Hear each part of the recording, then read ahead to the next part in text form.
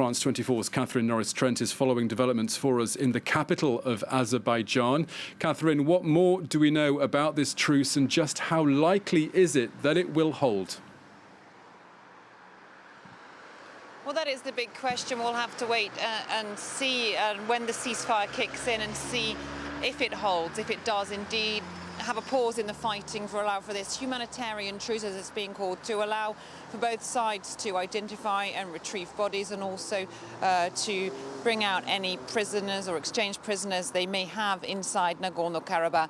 Overnight, there have been reports of continued violence, and this morning both sides have accused the other of continuing to shell targets. So it seems that right up until the deadline, the violence, the situation is very tense. It's obviously impossible to verify those claims independently, and very different reports coming out of each side. But we do understand that this humanitarian truce will be facilitated, monitored by the International Committee of the Red Cross. We're waiting for more details to be announced.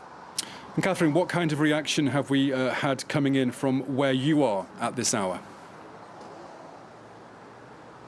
People here are really waiting to see what comes out of this beyond this humanitarian truce, because they want to know what will happen to the final status of Nagorno-Karabakh, which is clearly a long way down the road.